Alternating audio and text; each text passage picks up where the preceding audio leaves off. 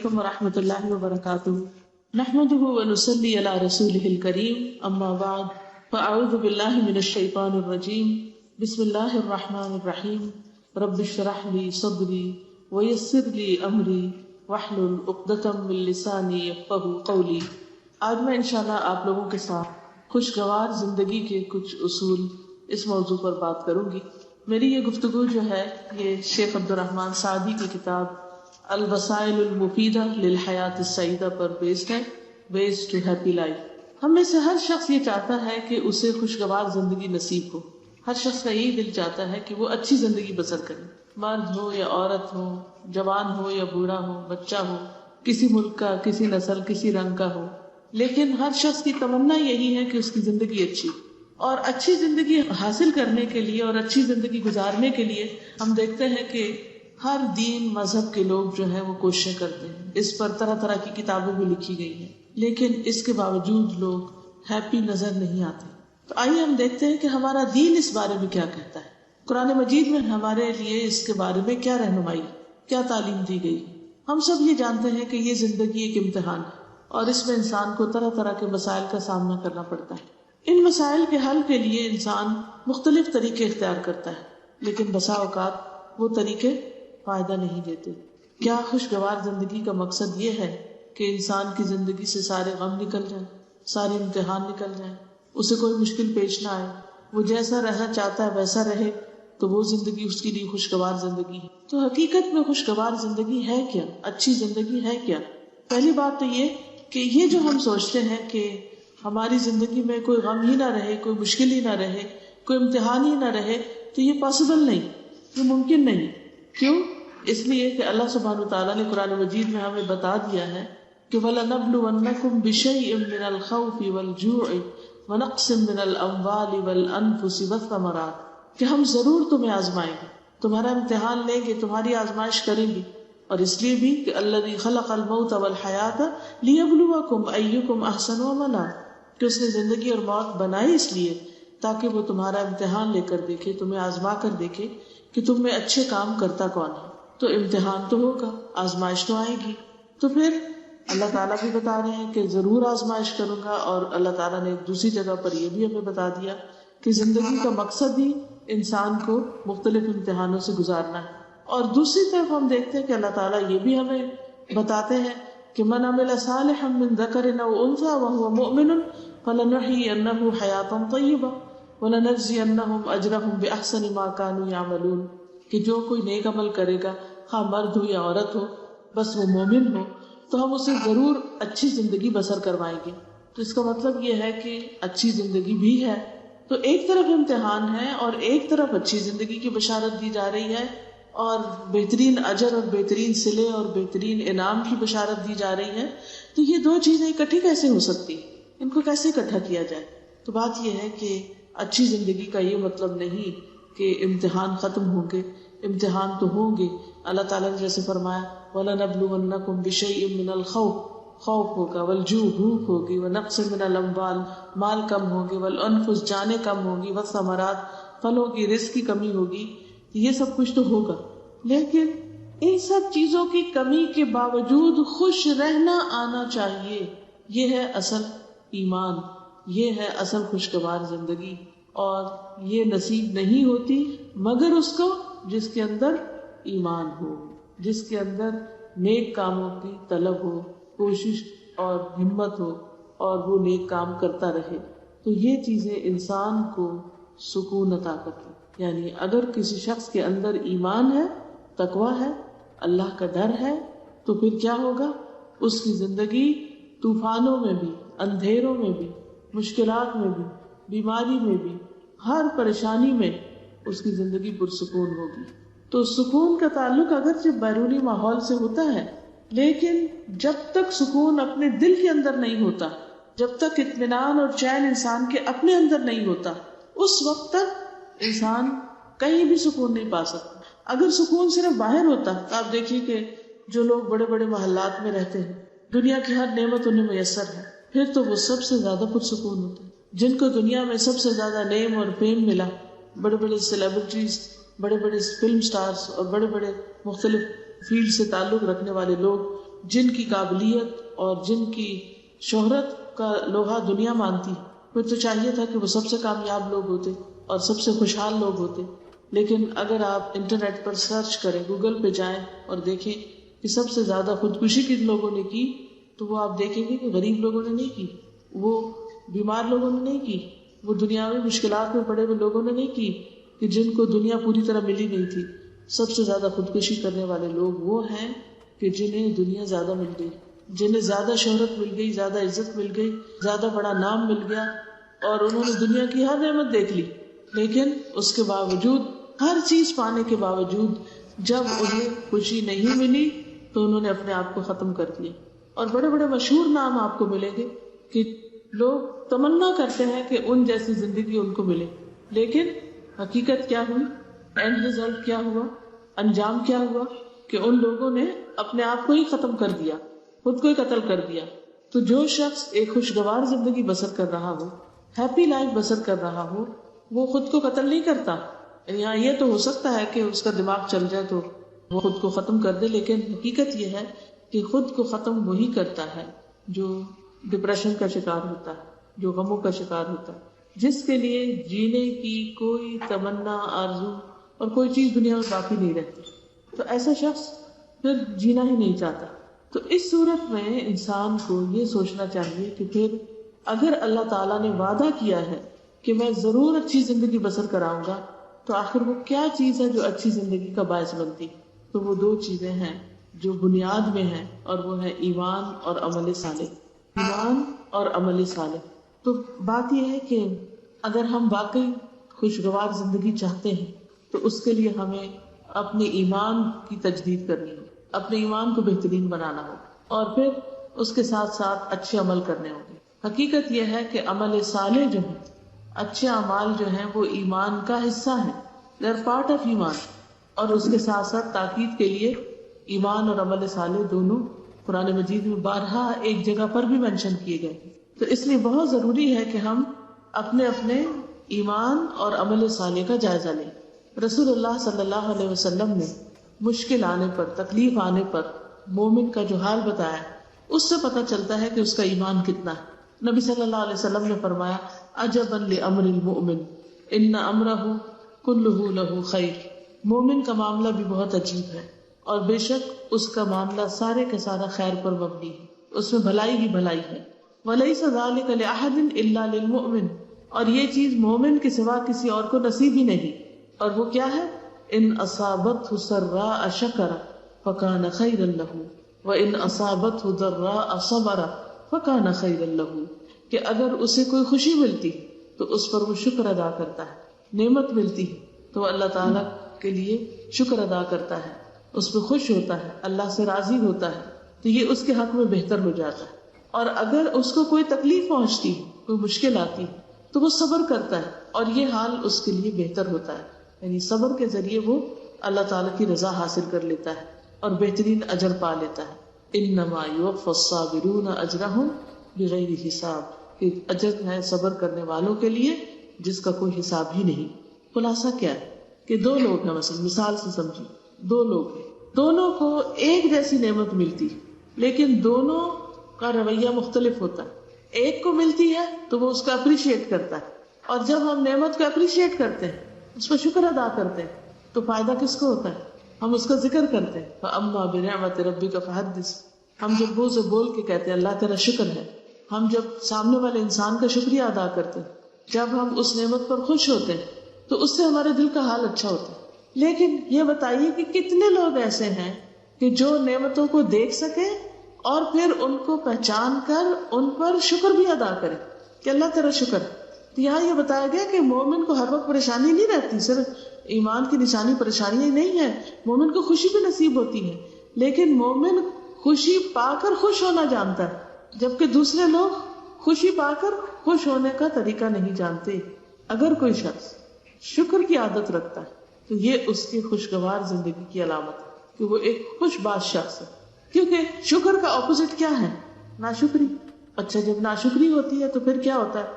سب سے پہلے تو انسان کمپلینٹ کرتا ہے کہ یہ کیا.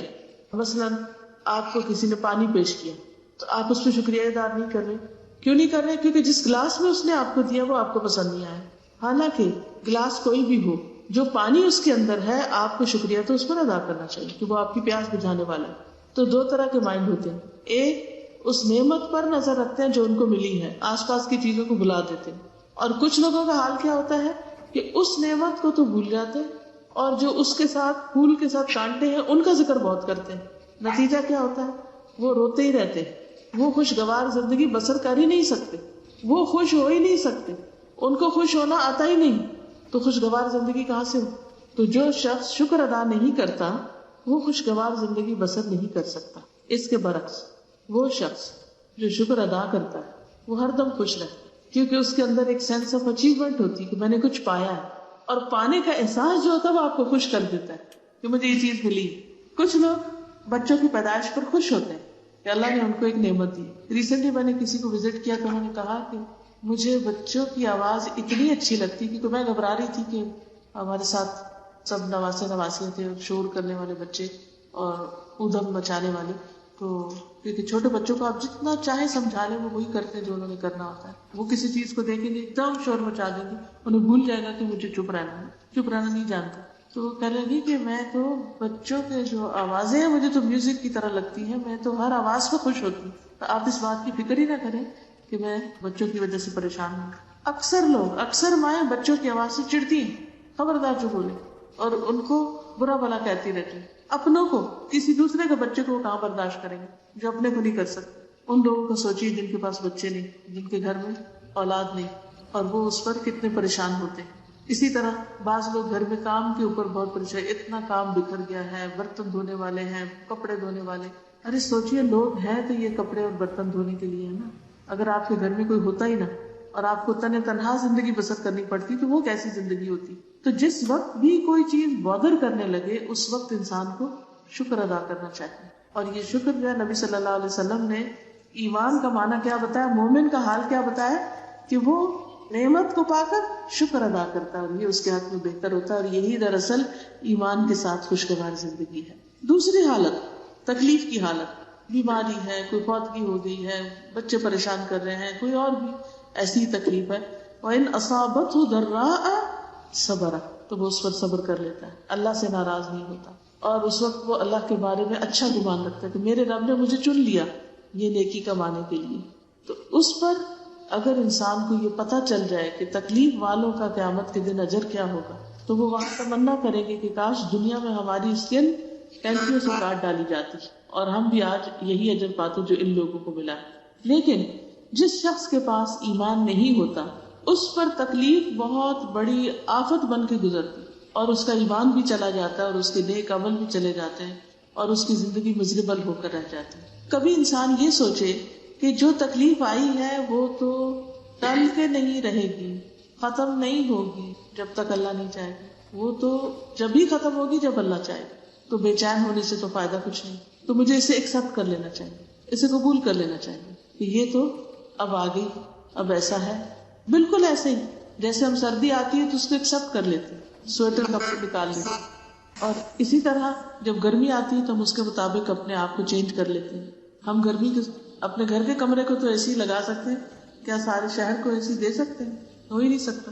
لیکن پھر کیا ہوتا ہے، ٹھنڈے پانی سے نہا رہے ہیں، کپڑے ایسے پہن رہے ہیں، گھر کے انتظام ایسے کر رہے ہیں، چھاؤں کا انتظام کر رہے ہیں، وغیرہ ساری چیزیں جو ہیں اس کے مطابق ایڈجسٹ کر لیتے ہیں. اور پھر وہ چند دن کی تکلیف کے بعد ہر چیز نارمل ہونے لگتی. تو یہ چیز انسان کے لیے خوشگوار بن جاتی ہے. یعنی وہی گرمی جس کے بہت سے فائدے بھی ہیں، اس کے بغیر انسان کو وہ فائدے نصیب نہ ہوتے. کہ آپ دیکھیے گرمی کے آنے سے کتنے پھل پکتے ہیں، کئی درخت ہرے بھرے ہو جاتے ہیں اور بہت سی چیزیں ہیں. لیکن یہ حال صرف مومن کا ہوتا ہے، یعنی خوشگوار زندگی صرف مومن کی ہوتی ہے. اس کے برعکس ان الذین لا یؤمنون بآیات اللہ لا یہدیہم اللہ ولہم عذاب علیم. بے شک وہ لوگ جو ایمان نہیں لاتے اللہ کی آیات پر، اللہ ان کو ہدایت نہیں دیتا اور ان کے لیے دردناک عذاب ہے. جو اللہ کی بات کو نہیں مانتے، ایمان نہیں رکھتے، تو اللہ ان کو ہدایت نہیں دیتا، ان کی تکلیف نہیں جاتی، ان کو سمجھ ہی نہیں آتی تکلیف کیوں آئی اور کیوں گئی. جیسے منافق کا حال ہوتا ہے، منافق کو نہیں سمجھ آتی کہ اس کے رب نے اسے کیوں پکڑا اور کیوں چھوڑ دیا. اس کے برعکس جو مومن ہوتا ہے اس کو اچھی طرح سمجھ آ جاتی ہے کہ اس کی آزمائش کیوں ہو رہی ہے. اور اللہ تعالیٰ نے کوئی خاص امتحان اس پہ کیوں ڈالا.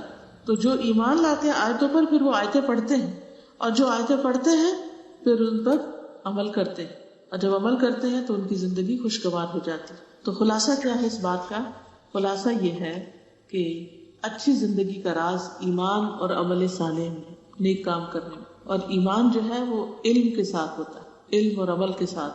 قرآن مجید میں اللہ تعالیٰ فرماتے ہیں فَاعْلَمْ أَنَّهُ لَا إِلَٰهَ إِلَّا، جان لو کہ اللہ کے سوا کوئی الہ نہیں. تو اس کے لیے علم بھی حاصل کرنا ہے اور اس کے لیے اس علم پر عمل بھی کرنا ہے، کیونکہ جو شخص علم پر عمل نہیں کرتا وہ کبھی بھی خوشگوار زندگی بسر نہیں کر سکتا. وہ علم اس کے لیے بوجھ بنتا چلا جاتا ہے. یہ پہلا نکتہ ہے، پہلی بات ہے. کہنے کا مطلب یہ تھا کہ کچھ لوگ کہتے ہیں کہ ایمان بھی ہے، مشکل کیوں آئی ہے؟ تو انہیں اپنے ایمان کی تجدید کی ضرورت ہے. مشکل تو مومنوں پر ہی آتی ہے، اللہ مومنوں کو ہی آزماتا ہے. نبی صلی اللہ علیہ وسلم اور آپ کے صحابہ پر کیا کوئی مشکل آئی تھی؟ آئی تھی نا، سب جانتے کہ آئی تھی. تو اگر ان پر مشکل آئی تھی تو کیا وہ ہر وقت غم مناتے رہتے تھے، ہر وقت روتے دھوتے رہتے تھے؟ وہ کتنے پرسکون لوگ تھے. کیوں؟ کیونکہ ان کا ایمان تھا. جنگ احد کے بعد فوراً ایک اور جنگ کے لیے بلا لیا گیا، تو کس طرح وہ خوشی خوشی سب نکلے. تو اسی طرح ذاتی زندگی میں بھی اور معاشی زندگی میں بھی بڑے بڑے حادثے پیش آئے. ہجرت کی تو سارے گھر بار کاروبار پورے چھوڑ دیے. کیا وہ مدینہ آ کے تو انہوں نے صفیں بچھا لی اور سارا وقت روتے رہتے تھے اور پریشان رہتے تھے، ڈپریشن میں رہتے تھے؟ نہیں، ان کو مکہ یاد ضرور آتا تھا، ان کا دل ابھی نہیں لگتا تھا شروع میں، لیکن نبی صلی اللہ علیہ وسلم نے سب کے لیے دعا کی اور سب کے دل لگ گئے. اور یہاں تک لگے کہ جب آپ حجۃ الوداع کرتے ہیں تو بس صرف اتنے دن مکہ میں ٹھہرتے ہیں جتنے دن حج ہوتا ہے، فوراً واپس آتے ہیں. کوئی بھی پھر مدینہ سے جا کر واپس مکہ میں نہیں رہا، حالانکہ وہ ان کا گھر تھا، ان کی ہوم لینڈ تھی، لیکن اللہ نے مدینہ ان کے لیے بہت زیادہ محبوب کر دیا. تو یہ سب نعمتیں ایمان کے ساتھ ملتی. دوسری چیز الاحسان الی الخلق بالقول والفعل، مخلوق کے ساتھ احسان قول اور فعل کے ساتھ. اگر کوئی شخص یہ چاہتا ہے کہ اس کی زندگی خوشگوار ہو تو اس کو کیا کرنا چاہیے؟ لوگوں کے ساتھ اچھی طرح پیش آنا چاہیے. جیسے قرآن مجید میں آتا ہے قولوا للناس حسنا، لوگوں کے ساتھ اچھی طرح بات کرو. جب آپ کسی سے اچھے سے بات کریں گے تو آپ کے اندر ایک خوشی آئے گی، اور اگر آپ غلط طریقے سے بات کریں گے تو آپ کے دل کے اندر خود تکلیف پیدا ہوگی. آپ کے دل کے اندر ایک ملال آئے گا، ایک گلٹ سی آئے گی. بعض اوقات ہم غصے میں آ کے دوسرے کو برا بھلا کہہ دیتے ہیں، لیکن اس کے بعد حال کیا ہوتا ہے؟ کس طرح محبت جو ہے وہ گھروں کے اندر ایک خوشحالی پیدا کر دیتی ہے، اور کس طرح سب لوگ آپس میں بھی خوش رہتے ہیں، صحت بھی اچھی رہتی ہے، اور بڑے بڑے مسائل جو ہیں ان کو برداشت کرنا آسان ہو جاتا ہے. اور جب ایک دوسرے کے ساتھ موافقت نہیں ہوتی، محبت نہیں ہوتی، یا ایک دوسرے سے اچھی طرح انسان بات نہیں کرتا، تو زندگی خوشگوار ہو ہی نہیں سکتی. اس کے لیے دوسرے کا انتظار مت کیجیے. آپ دوسرے کو کہیے آئی لو یو، آپ کہیے، چاہے وہ آپ کو نہ کہے. اپنے بچوں کو بتائیے، کیونکہ ہم بچوں کو نہیں بتاتے، روگ ختم ہو جائے گا ہمارا. اب نتیجہ کیا ہوتا ہے؟ ساری زندگی بچے ترستے ہیں، وہ سمجھتے ہیں ہمارے ماں باپ ہم سے کوئی محبت نہیں کرتے، آپ تو ہم سے پیار ہی نہیں کرتے. یہ شکایت ہونی نہیں چاہیے بچوں کو. اپنے ماں باپ سے کہیے، اپنے ہسبینڈ سے کہیے، اپنے دوستوں سے کہیے. تو آپ دیکھیے کہ ایک چھوٹا سا ہی کہنا کہ I love you for the sake of اللہ آپ کا مقام کتنا اس دوسرے شخص کے دل میں بڑھا دے گا. اور ویسے بھی عام روزمرہ زندگی میں بھی کسی کو کوئی کام کہنا ہو، کچھ بتانا ہو، کچھ لینا ہو، کچھ دینا ہو، تو نرمی سے بات کیجیے. نرمی سے بات جو ہے وہ بہت سے مسائل کو حل کر دیتی ہے. دوسرا، ایکشن میں بھی احسان. احسان کا مطلب ہوتا ہے اچھا سلوک کرنا، یعنی کسی کے ساتھ کوئی معاملہ کرنا تو اچھا سے. مثلا آپ کسی کو پانی پیش کر رہے ہیں، ایک یہ کہ دڑ سے آپ گلاس رکھیں، اور ایک یہ کہ آپ ایک سلیقے سے رکھیں. آپ نہانے کے لیے واش روم میں گئے ہیں اور کپڑے اتار کر آپ ڈھنگ سے ٹانگ دیتے ہیں، یا آپ ان کو گول مول کر کے فرش پر پھینک دیتے ہیں. ان دونوں ایکشنز کا ایک ہی نتیجہ ہے؟ ایک نتیجہ نہیں ہے. آپ کے بعد جو بھی واش روم استعمال کرے گا اس کے اوپر کیا گزرے گی. لیکن اگر آپ وضو کر کے بھی نکلتے ہیں اور واش روم کو تھوڑا ٹھیک کر کے نکلتے ہیں، یا نہا کر بھی نکلتے ہیں اور اپنی چیزیں یا اپنے کمرے سے نکل رہے ہیں، تو چھوٹی چھوٹی چیزیں جو ہے آپ کے آس پاس والوں پر، آپ کے گھر والوں پر، آپ کے ساتھی پر ایک مثبت اثر ڈالتے ہیں. یعنی چھوٹی سے چھوٹی چیز سے لے کر بڑی سے بڑی چیز. حدیث میں آتا ہے ان اللہ کتب الاحسان علی کل شیء، اللہ نے ہر چیز پر احسان لکھ دیا، ہر چیز پر. اور اس میں نبی صلی اللہ علیہ وسلم نے جو مثال دی وہ یہ کہ جب تم قتل کرو تو احسن طریقے سے کرو، اور جب ذبح کرو تو عمدہ طریقے سے ذبح کرو، احسان کے ساتھ. احسن القتل احسن الذبح. اب آپ کہیں گے کہ دو مثالیں دی دو چیزوں کی، قتل اور ذبح کی، اور ان دونوں میں احسان. تو جو دین ہمارا قتل اور ذبح میں احسان کرنے کو کہتا ہے، اس کا مطلب نہیں بے وجہ کسی کو قتل کرو. وہ تو ایک مسلمان کا قتل جو ساری انسانیت کے زوال سے بدترین ہے اور ہمیشہ کے لیے جہنم ہے جو کوئی ایسا کرے.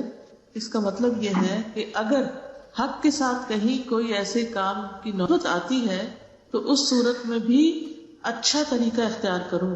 دوسرے لفظوں میں مشکل سے مشکل کام، تکلیف دہ سے تکلیف دہ کام، ہر کام کو اچھے وے میں کرو، بھونڈے طریقوں سے کام نہیں کرو.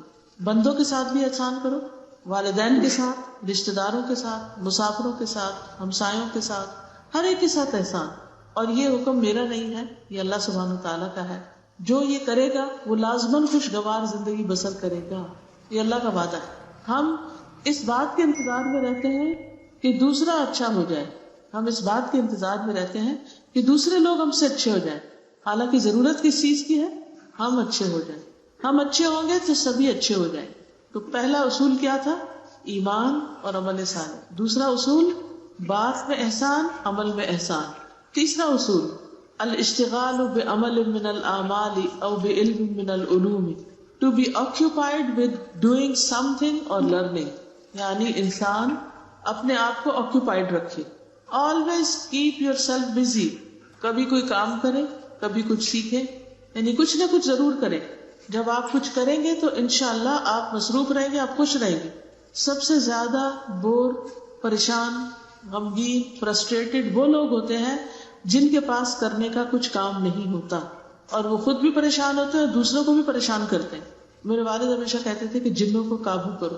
مطلب ان کا یہ تھا کہ جو بچوں کو کسی کام لگاؤ، ورنہ بچے شرارتیں کریں گے، بدتمیزی کریں گے، کچھ نہ کچھ غلط کریں گے.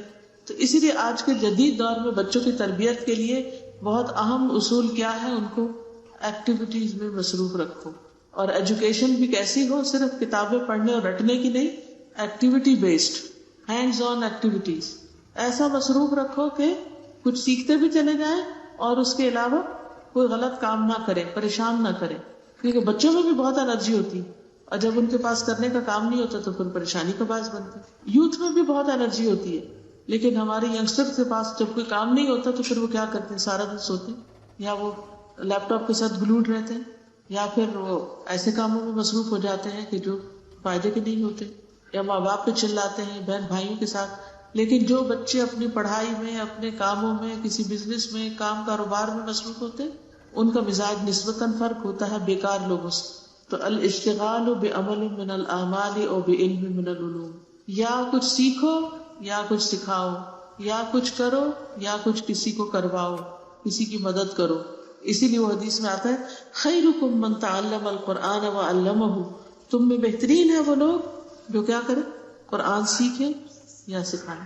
یعنی یا خود پڑھتے رہو یا پڑھاتے رہو. مثلا اگر اس کا ناظرہ ٹھیک نہیں، تجوید ٹھیک نہیں، تو سیکھنا شروع کر دو. اگر ناظرہ تجوید بہت اچھا ہے تو حفظ کرنا شروع کر دو.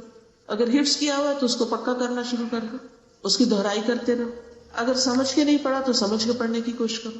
اگر ایک دفعہ پڑھ لیا تو دوبارہ اس کو پڑھو، کیونکہ بہت سی چیزیں پڑھ کے بھول جاتے ہیں. اور یہ مارک کرو کہ کن کن چیزوں پر ابھی تک عمل نہیں کیا، اور اگر یہ چیزیں آ جائیں تو پھر انسان دوسروں کو بھی سکھانا شروع کرے. تو یا علم یا کام، ٹھیک ہے، کچھ نہ کچھ کرتے رہو. آپ دیکھیں گے کہ ایسے لوگ بہت کم پریشان ہوتے ہیں، بہت کم بد اخلاقی پھر کرتے ہیں، کیونکہ وہ اپنے کام میں اتنے مصروف ہیں کہ انہیں وقت ہی نہیں ہے کہ وہ منفی باتیں سوچیں. Keep your self busy. پھر نمبر 4، آج کی فکر کریں. آج کی فکر کریں، آج کا دن کیسا ہے. کچھ لوگوں کا حال یہ ہوتا ہے کہ وہ یا ماضی میں رہتے ہیں یا مستقبل میں رہتے ہیں. ماضی کا غم کرتے رہتے ہیں یا پھر مستقبل کے بارے میں سوچتے رہتے ہیں کیا بنے گا. اس کی چھوٹی سی مثال ہے، جیسے ایک لڑکی ہے، شادی نہیں ہوئی تو وہ کیا سوچتی رہتی، میری ساری سہیلیوں کی شادی ہو گئی، میری کیوں نہیں ہوئی. اور اسی فکر میں کئی لوگ ہیں جو اس فکر میں، مائیں بھی اور بچے بھی، سخت غمگین اور رنجیدہ، سارے کام کاج چھوڑ کے ہاتھ پہ ہاتھ رکھ کے اس بات کے انتظار میں بیٹھے ہیں کہ کس دن کوئی رشتہ آئے اور شادی ہے. پھر شادی کی تیاری میں خوب مصروف ہوں، پھر بڑے خوش ہوں. اگر ایسی کوئی مصروفیت شادی سے پہلے بھی نکال لیں تو آپ کی خوشی کی انتہا نہ رہے. اچھا پھر کیا ہے، شادی ہو گئی، اب اس پہ بھی راضی نہیں. اب یہ کہ شادی بچہ کب ہوگا، پریگننٹ کیوں نہیں ہوئی, کیا پتا, طرح طرح کے وسوسے سے, کیا پتا بچہ ہی نہ ہو, پھر کیا بنے, پتہ نہیں میں بچ سکوں گی کہ نہیں. اچھا چلے وہ مرحلہ بھی گزرا, اللہ نے خوشخبری سنا دی. اب سارے وقت یہ پریشانی, پتہ نہیں وہ بچہ پیدا کیسے ہوگا, بیٹا ہوگا کہ بیٹی ہوگی, صحیح سلامت ہوگا یا نہیں ہوگا, اور ہر روز اٹھ کے اس غم بچارنا. اچھا بچہ ہو گیا, اب پتہ نہیں یہ صحت مند ہوگا کہ نہیں, یہ بولے گا کہ نہیں, یہ صحیح دیکھتا بھی ہے کہ نہیں. ٹھیک ہے ایک آدھ دفعہ انسان دیکھ لے, چیک کر لے, اور اس کے بعد ختم, معاملہ ختم. لیکن ہم لوگوں کی عادت ہے, ہم نے صرف غمگین رہنا ہی سیکھا ہے, اور غم پالے ہوئے, جیسے بچے پالتے ہیں نا, جیسے غم پالے ہوئے, ان کو ادھر ادھر نہیں ہونے دینا. کوئی اگر ہمیں کہے بھی کہ مت سوچو زیادہ, تو نہیں یہ کیسے ہو سکتا ہے, یہ تو میری جی کو لگی ہوئی بات, اس کو تو میں بلا ہی نہیں سکتی. کچھ ماضی کی باتیں, کچھ مستقبل کی. تو فکر آج کی کرو, اس وقت کیا کر سکتے, آج جو کچھ کر سکتے اسے کر گزرو. تو آج میں رہنا سیکھیے, اس وقت کو صحیح استعمال کیجیے جو آپ کے ہاتھ میں ہے, جو آپ کو ملا ہوا ہے.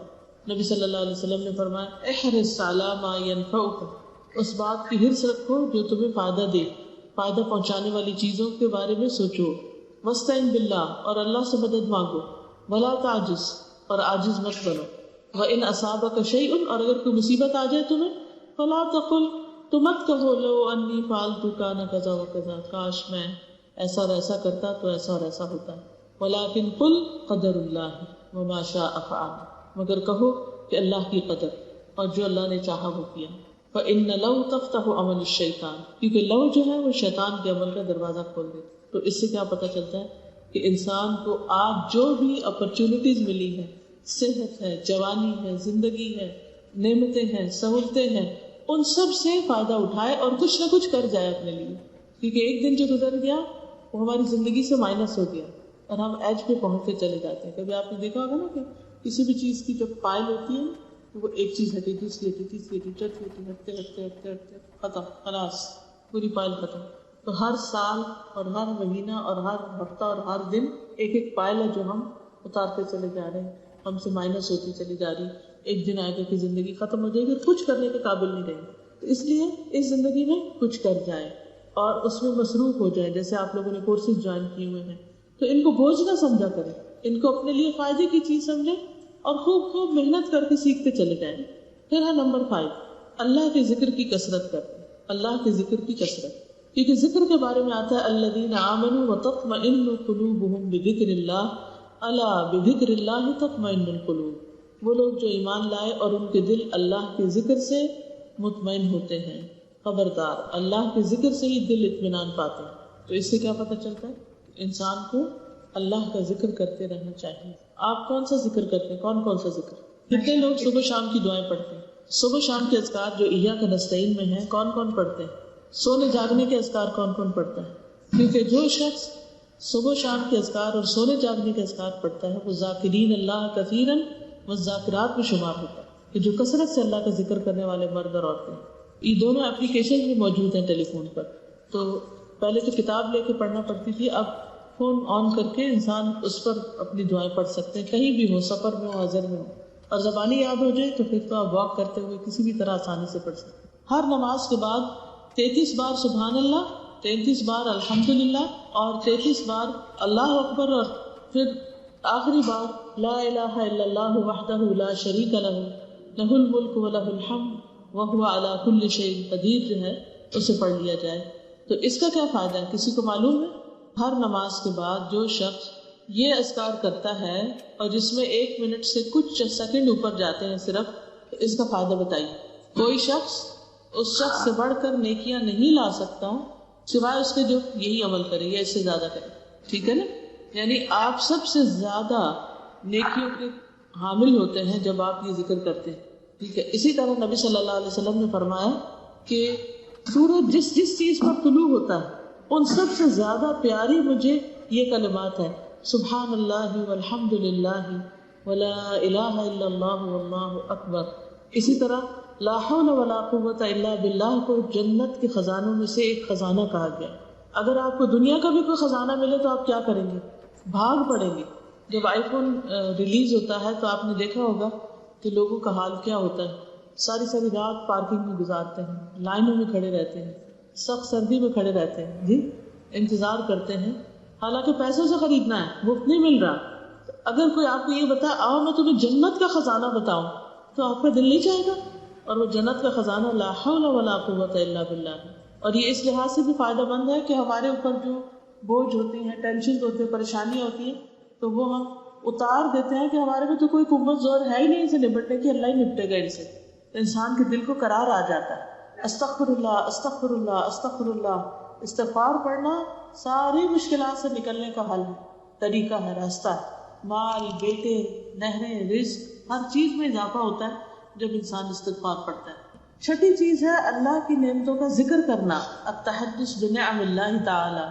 ظاہری نعمتیں بھی اور باطنی نعمتیں بھی، ظاہر بھی اور ہڈن بھی، اللہ کی نعمتوں کا اظہار کرنا، ذکر کرنا. جیسے شروع میں نے کہا نا کہ جب انسان شکر گزار ہوتا ہے تو اس کو نعمتیں نظر آنے لگتی ہیں، پھر وہ ان کو مینشن بھی کرتا ہے اور اس پر خوش ہوتا ہے کہ اللہ تیرا شکر ہے تو نے زندگی کا آج یہ دن دیا، اللہ تیرا شکر ہے تو نے ہمیں ایک اچھی بات سکھا دی، اللہ تیرا شکر ہے تو نے فلاں سے ملا دیا. یعنی مختلف اس طرح کی چیزیں جب انسان کرتا ہے تو یعنی نعمتوں کا بول کر ذکر کر کے اللہ کے ساتھ شکر کرے تو وہ اس کا امپیکٹ کچھ اور ہوتا ہے. انسان کے کان سنتے ہیں، دل پہ اثر ہوتا ہے. اللہ تعالیٰ کو پتہ ہے سب، لیکن اکیلے میں آپ یہ ایکٹیویٹی ضرور کریں. اکیلے میں جا کر کہیں اللہ تیرا شکر تو نے آج ہمیں یہ باتیں سنوائی.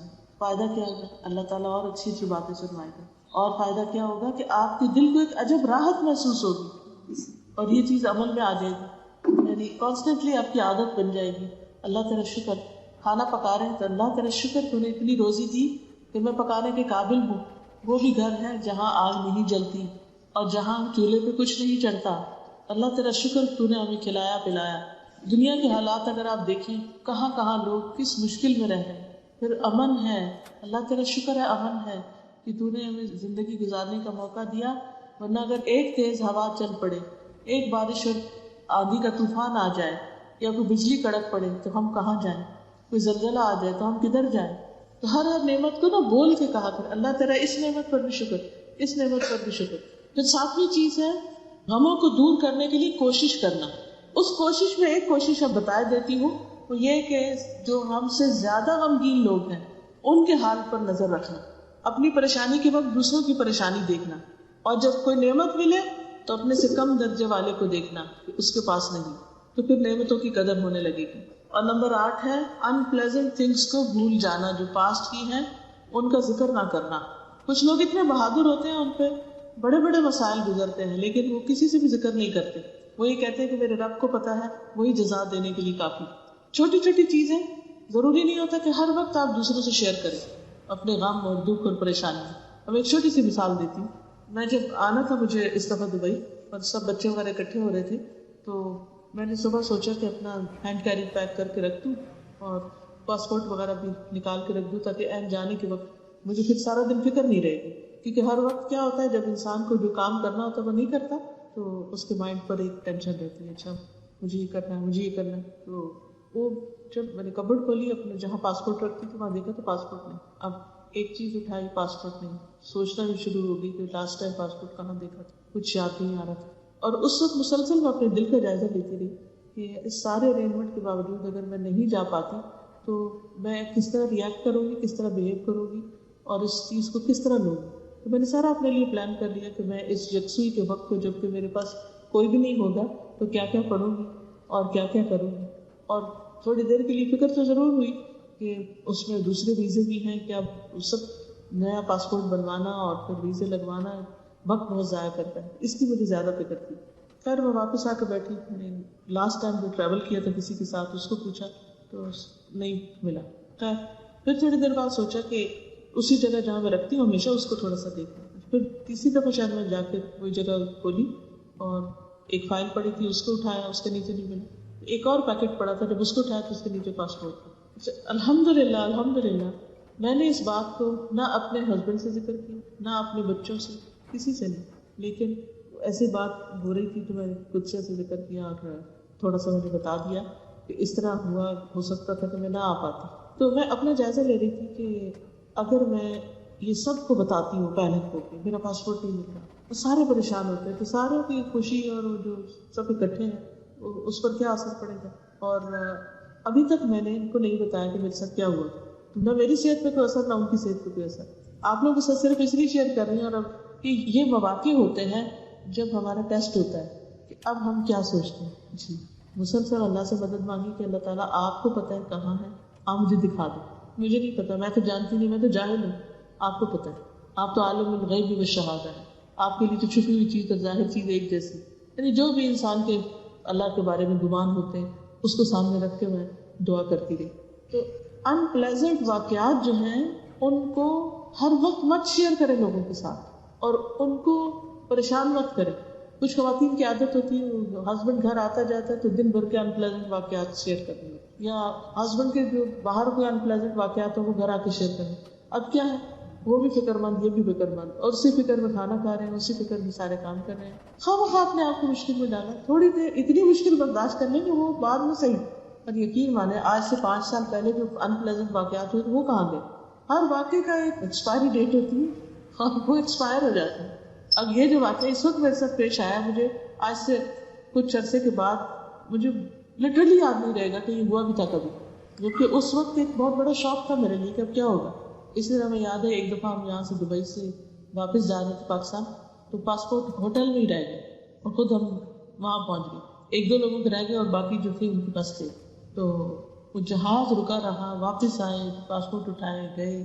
جی, اور پاکستان میں ایئرپورٹ سے ڈائریکٹ لیکچر پہ مجھے جانا تھا, لیکن قدسیہ گواہ ہے کہ سارے وقت میں صرف ہنس کے اور خوشی میں گزارا تھا کہ اس میں بھی کوئی خیر ہے. ایک دفعہ بھی ہم نے اس کو ان پلیزنٹ نہیں ہونے دیا. تو اب دیکھیے کہ لیمو والے پانی میں اگر آپ تھوڑا میٹھا ڈال دیں تو وہ اس کی کھٹائی ماری جاتی ہے, وہ آپ کو ہرٹ نہیں کرتی. اسی طرح جو بھی واقعات ہو اس میں کوئی ایسا پہلو لے آیا کریں, کوئی اچھائی ڈال دیا کریں کہ جس سے وہ ان پلیزنٹ ہو جاتا ہے. اور اس کا سب سے اہم طریقہ یہ ہے کہ ایسی باتوں کا بہت ذکر نہ کیا جائے. اس کی بجائے کیا کریں, کثرت سے دعا.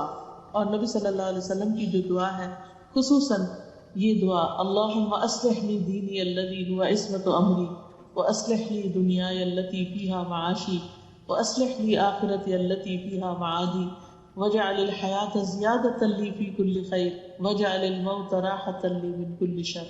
اے اللہ میرے دین کی اصلاح کر دے, میرا دین درست کر دے جو میرے معاملے کی بچاؤ کا ذریعہ ہے, اور میری دنیا کی درستگی کر دے جس میں میری زندگی ہے, اور میری آخرت درست کر دے جس میں مجھے لوٹ کے جانا ہے, اور میری زندگی کو ہر خیر کے حاصل کرنے کا ذریعہ بنا دے, اور میری موت کو ہر شر سے بچنے کا ذریعہ بنا دے. جب ایسا کوئی حادثہ پیش آئے تو رحمت کی دعا کرنے لگے. میں نے اس وقت وہی پڑھا جو نبی صلی اللہ علیہ وسلم بدر کے موقع پڑھے تھے, یا حی یا قیوم برحمتک استغیث اللہم رحمتک ارجو فلا تکلنی الی نفسی طرفۃ عین واصلح لی شأنی کلہ لا الہ الا انت.